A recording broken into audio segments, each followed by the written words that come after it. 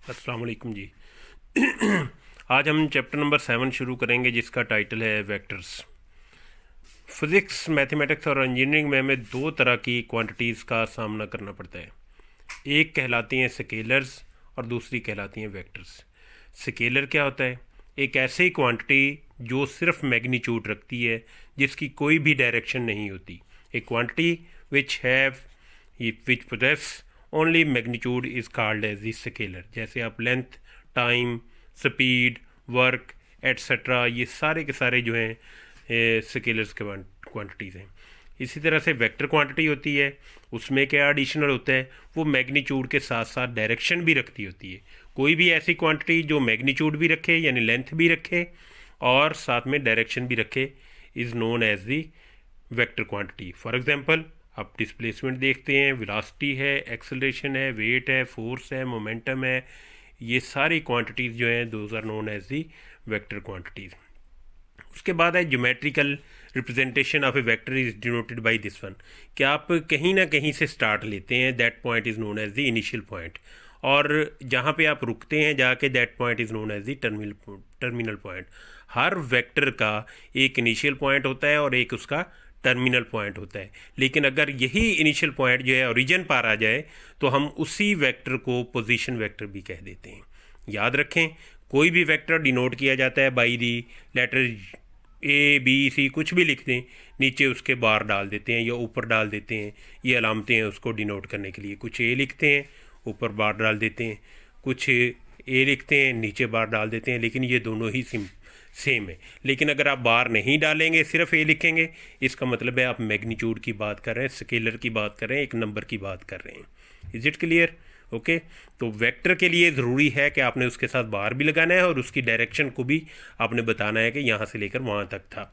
इसी की अगर आप लेंथ लेंगे, ये यू वेक्टर लिखा हुआ है, नीचे बार डाला हुआ है, तो आप लिखेंगे यू, ऐसे भी लिख देंगे। इसी की मैग्नीट्यूड लेनी हो, या यू वेक्टर अगर लिखेंगे तो साथ में ये बार दो डाल देंगे, इसका मतलब है आप मैग्नीट्यूड की बात कर रहे हैं। ओके, ये है geometrical interpretation of a vector. तो कोई भी वेक्टर ये हमेशा डिनोट किया जाता है यू, बाहर से नीचे लिख दें या ऊपर लिख दें, उससे कोई फ़र्क नहीं पड़ता।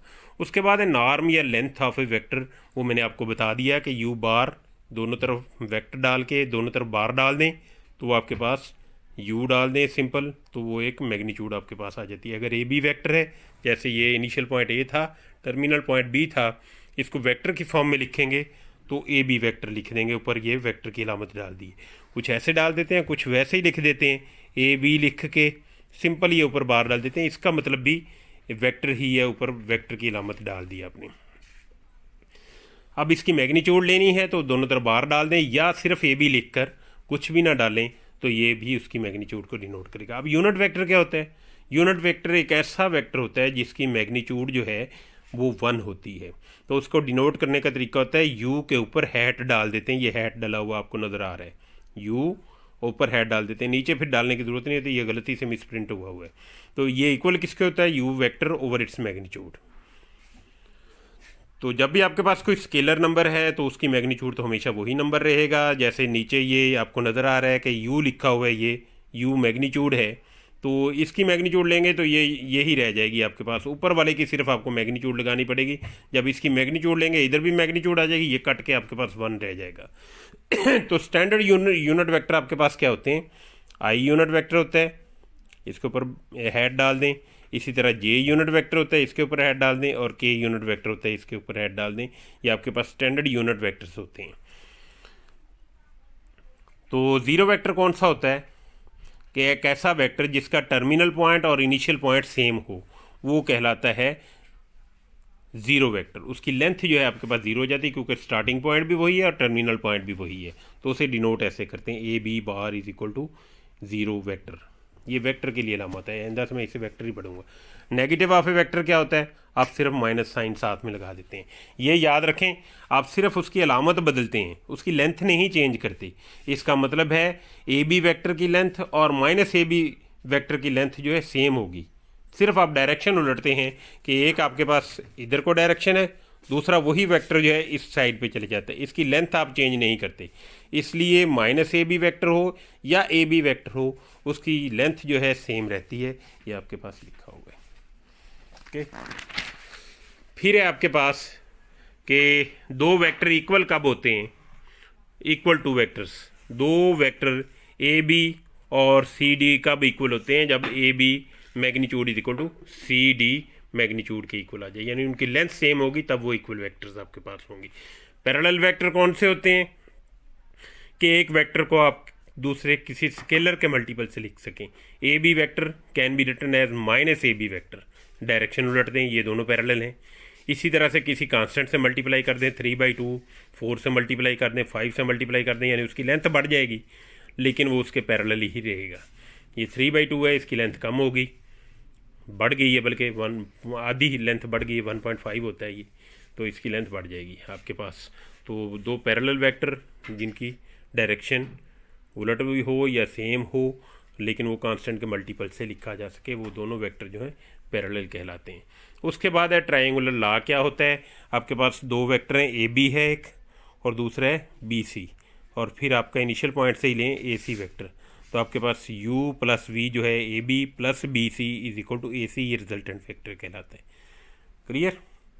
तो इसी तरह से पैरेललोग्राम लॉ होता है कि ए बी वेक्टर है एक आपके पास, ए जी वेक्टर है, दूसरा ए बी वेक्टर है। आप इसकी पैरेललोग्राम बना लें, इसके पैरेलल ए जी के पैरेलल लाइन लगा लें, ये इसके पैरेलल है, और ये ए बी के पैरेलल ये लाइन लगा लें, और वही ऊपर वाला लॉ लगाएंगे आप, तो आपके पास पैरेललोग्राम से हो जाएगा ए बी प्लस ये ए बी है आपके पास, याद रखें ये ए बी वेक्टर के पैरेलल है, उसी के लेंथ पैरेलल है, तो ये आपके पास आ जाएगा A C plus A B is equal to A D, ये आपके पास रिजल्टेंट वेक्टर आपके पास आ जाएगा। ओके। और पोजीशन वेक्टर का मैंने आपको बता दिया है, एक ऐसा वेक्टर जो ओरिजिन से शुरू हो to any point is known as the position vector. अब कोई भी वेक्टर जो है आर स्क्वायर में प्लेन के अंदर जो है, अगर कोई पॉइंट है उसको आपने वेक्टर बनाना है तो आप सबसे पहले उसका पोजीशन वेक्टर बनाएंगे। ये एक्स वाई ऑर्डर पेयर है, छोटी ब्रैकेट है, ये याद रखनी है। और आपने इस पॉइंट पी का, अगर ये पॉइंट पी है X Y in the plane, ये आपके पास है, इसका आपने पोजीशन वेक्टर बनाना है ओरिजिन से यहाँ तक का, तो आप क्या करेंगे, ओ पी वेक्टर बनाएंगे और साथ में इस राउंड ब्रैकेट को, छोटी ब्रैकेट को आप कैपिटल ब्रैकेट से डिनोट कर देंगे। और इसको जब ओपन करेंगे तो पहले के साथ आई यूनिट वेक्टर आएगा अलॉन्ग एक्स एक्सिस, और दूसरे के साथ जे यूनिट वेक्टर आपके पास आ जाएगा।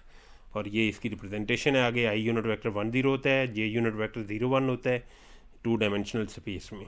तो इसको किसी भी वेक्टर को आप in the combination of I unit vector J unit vector लिख सकते हैं। इस तरह से एक्स को लिखा जा सकता है एक्स, 0 और प्लस 0, वाई, और ये दो वेक्टर का सम, एक्स वाई कॉमन ले लें, अंदर आ जाएगा 1 0, डिवाइड कर दें एक्स से, और यहाँ से वाई कॉमन ले लें 0 1, और ये 1 0 क्या है, आई यूनिट वेक्टर है, और 0 1 क्या है, जे यूनिट वेक्टर। तो कोई भी वेक्टर आप इस फॉर्म में लिख सकते हैं। सिंपल आपने याद रखना है कि कोई भी ऑर्डर पेयर है उसको वेक्टर बनाना है तो बड़ी ब्रैकेट लगा दें, अगर इसको खोलना है तो एक्स आई प्लस वाई जे बन जाएगा आपके पास। आपने ऐसे ही इसको याद रखना है। दो वेक्टर ऐड कैसे होंगे, उनके कंपोनेंट्स हैं अलॉन्ग एक्स एक्सिस, एक्स है तो अलॉन्ग वाई एक्सिस वो वाई है, दूसरे का एक्स डैश और वाई डैश है, तो पहला कंपोनेंट पहले में ऐड कर दें, दूसरा दूसरे में ऐड कर दें, वो आपके पास एडिशन ऑफ टू वेक्टर। इसी तरह से सब्ट्रैक्शन आ जाएगी। मल्टीप्लाई कैसे करेंगे स्केलर से, आप सिंपल स्केलर से मल्टीप्लाई कर दें। ओके, ये आपने एज इट इज़ इसे याद रख लेना है। इसी तरह से सब्ट्रैक्शन है। लेंथ ऑफ द वेक्टर क्या होते हैं, magnitude of the vector O P जो है, ये आपके पास आपको बताया हुआ है मैंने कि किसी भी पॉइंट के एक्स और वाई कंपोनेंट कैसे निकालते हैं। परपेंडिकुलर डिस्टेंसेस होते हैं, और राइट एंगल ट्राइंगल का लॉ लगाएं तो ये आपके पास X square plus Y square under root आता है, पाइथागोरस थ्योरम लगाएंगे तो ये आपके पास क्या है, इस पोजीशन वेक्टर की लेंथ है। तो किसी भी वेक्टर की लेंथ मालूम करने के लिए आप क्या करेंगे, उसके फर्स्ट कंपोनेंट का स्क्वायर प्लस सेकंड कंपोनेंट का स्क्वायर और उसका स्क्वायर रूट ले लेंगे। ये आपने याद रखना है किसी भी वेक्टर की लेंथ मालूम करने के लिए। और लेंथ कभी भी नेगेटिव नहीं होती, ये याद रखें। मैक्सिमम वो 0, मिनिमम वो 0 हो सकती है या उससे बड़ी होगी आपके पास। क्लियर। वो 0 तभी होगी जब उसके दोनों कंपोनेंट 0 होंगे, एक्स भी 0 और वाई भी 0। ये इसके छोटे छोटे रिजल्ट किए हुए, ये आपने कर लेने हैं खुद ही। उसके बाद ये उन्होंने कहा हुआ है कि कोई भी वेक्टर है आपके पास, पी क्यू वेक्टर आपने मालूम करना है। 2 पॉइंट दिए गए हैं पी और टू, पी और क्यू, तो आपने याद रखना है। तो आपने कैसे मालूम करना है, पहले ओ पी वैक्टर बनाना है, फिर ओ क्यू वैक्टर बनाना है, और फिर आपने वो ट्राइंगुलर लॉ लगा देना। पी क्यू वैक्टर किसके इक्वल होता है, ये आपने याद रखना है। P Q vector is equal to O Q vector position vector की फॉर्म में, माइनस ओ पी वैक्टर। अगर ए बी वैक्टर होगा तो पहले आएगा ओ बी जो बाद वाला है माइनस ओ ए, ये आपने याद रखने। ओ क्यू आपने उससे पोजीशन वेक्टर बना लें, ये आपके पास क्यू है 6 - 2 एक वेक्टर बन जाएगा, इस तरह लिख लें 6 - 2। और फिर है माइनस ओ पी वैक्टर है, ओ पी पॉइंट से वेक्टर बनाएं 2 3 है तो 2, 3 फर्स्ट कंपोनेंट फर्स्ट से सब्ट्रैक्ट कर दें और सेकंड से ये आपके पास जवाब आ जाएगा। इसे आप ऐसे भी लिख सकते हैं बड़ी ब्रैकेट की फॉर्म में 4 - 5 और इसकी कैपिटल ब्रैकेट। ये सारे सवाल आपने कर लेने 1 2 3 4 5 जितने भी होते हैं एक्सरसाइज के 7.1 के आपने सवाल कर लेने हैं जी। क्वेश्चन नंबर 10 तक आपने खुद ही कर लेने, बिल्कुल सिंपल है। कल मुझे आपने इसकी एक्सरसाइज सेंड करनी है। थैंक यू वेरी मच, अल्लाह हाफिज़।